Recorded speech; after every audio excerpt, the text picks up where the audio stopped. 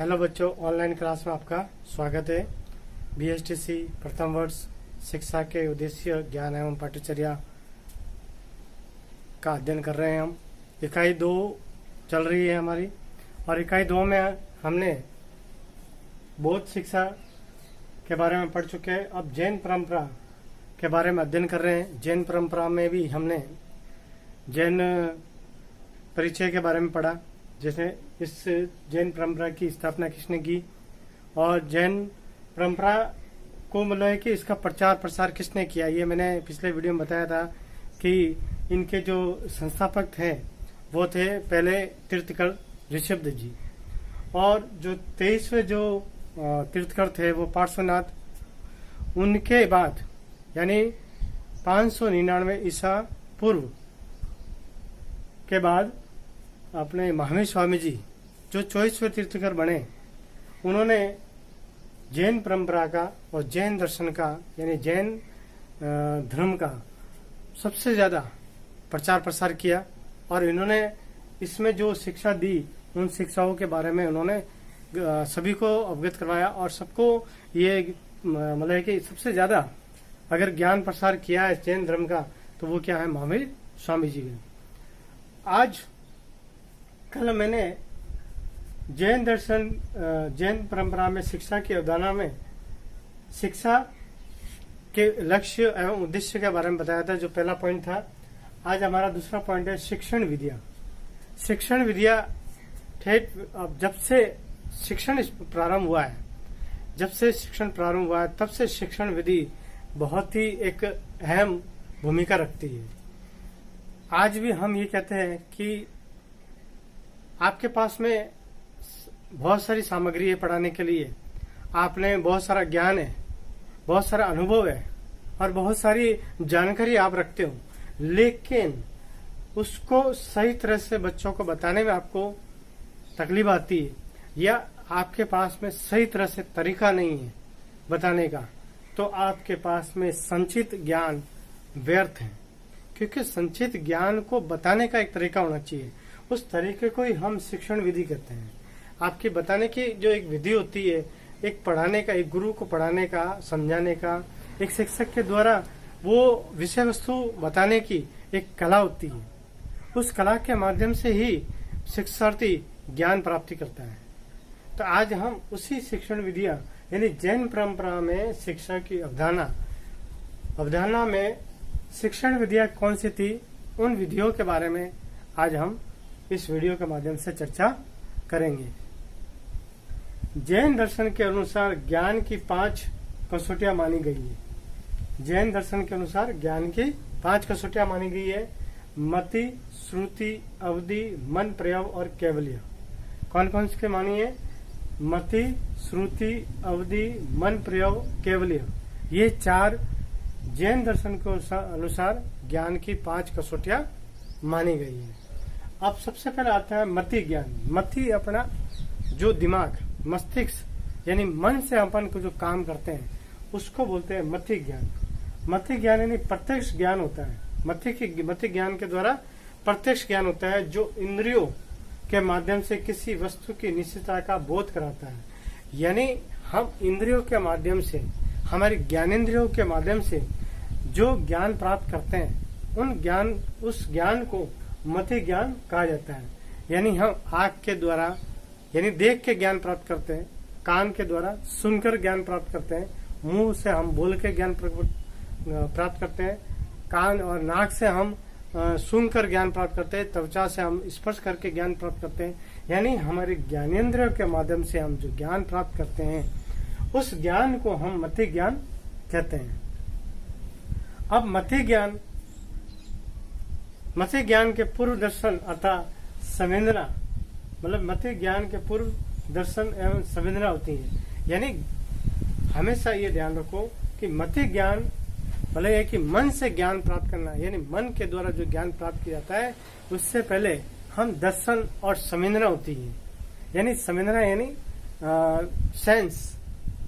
यानी सेंस होता है अपन को, यानी हमें उसके बारे में आभास होता है, बाद में हमको ज्ञान प्राप्त होता है। पहले उसके बारे में दर्शन होते हैं, प्रत्यक्ष ज्ञान होता है, तो उसके बाद में हमें उसका उसके बारे में ज्ञान की मतलब कि ज्ञान प्राप्त होता है।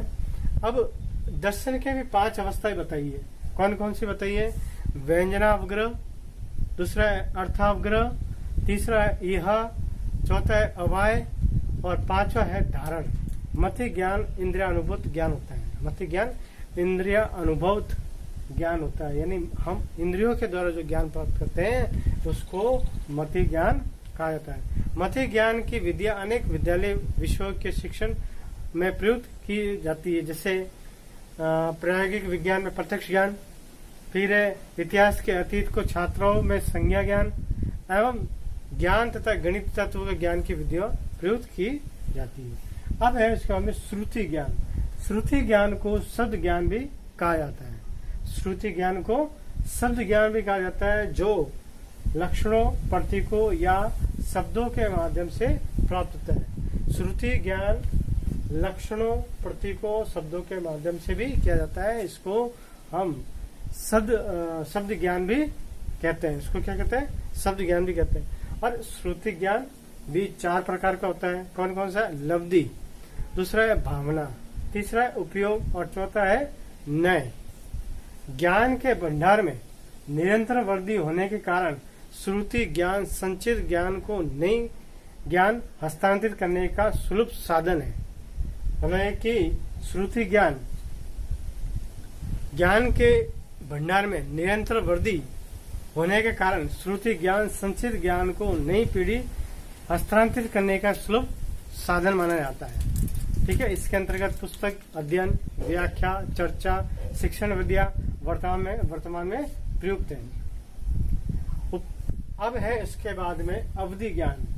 देश काल की परिधि के बाहर इंद्रियाजित ज्ञान को अवधि ज्ञान कहते हैं। यानी देश काल की परिधि के बाहर जो ज्ञान प्राप्त किया जाता है उस ज्ञान को, वो जो ज्ञान इंद्रियाजित यानी इंद्रियों के माध्यम से ज्ञान प्राप्त किया जाता है उसे अवधि ज्ञान कहते हैं। उसे अवधि ज्ञान कहा जाता है।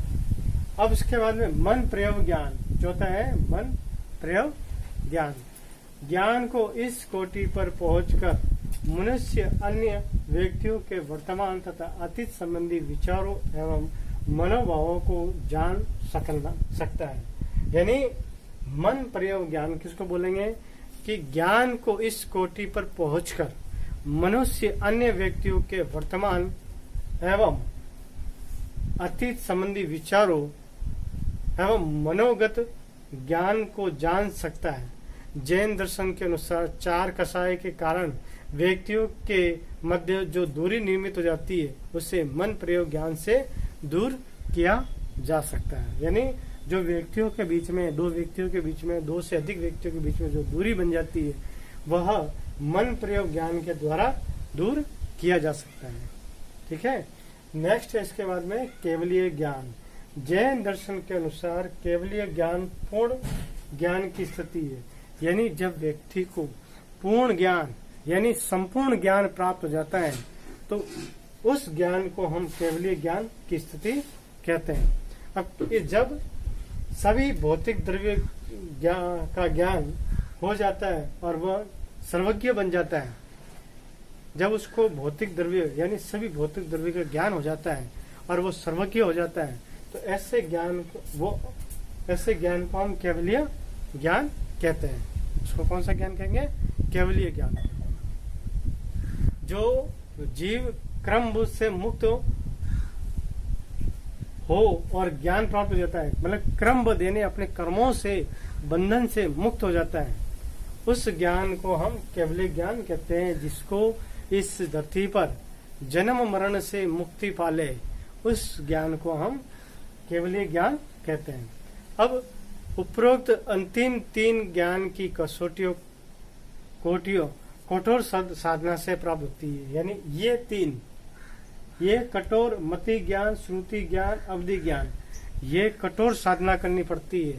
यानी इसके लिए हमें एकाग्रचित होकर ज्ञान की प्राप्ति करनी होती है, तभी हमको ये ज्ञान प्राप्त होता है। उसके बाद सामान्यतः प्रथम 2 कोटियों का ज्ञान ही विद्यालय में शिक्षार्थियों के लिए अभिष्ट है। यानी ये 2 ज्ञान है वो विद्यालय में प्राप्त होता है। कौन सा ज्ञान? मति ज्ञान और श्रुति ज्ञान। ठीक है। उसके बाद इसके अतिरिक्त जैन दर्शन की संयोगवाद, संयादवाद, अनेकतावाद की अवधारणाएं शिक्षण विधि को लोकतांत्रिक करने में सक्षम होती है। तो इस तरह से ये शिक्षण विधियों में 5 कसौटियां मानी है। कौन कौन सी? मति ज्ञान, श्रुति ज्ञान, अवधि ज्ञान, मन प्रयोग ज्ञान और केवलीय ज्ञान। आशा करता हूं कि आपको ये समझ में आई होगी, और अगर आपको समझ में नहीं आया हो तो आप व्हाट्सएप और कमेंट्स बॉक्स के माध्यम से पूछ सकते हो।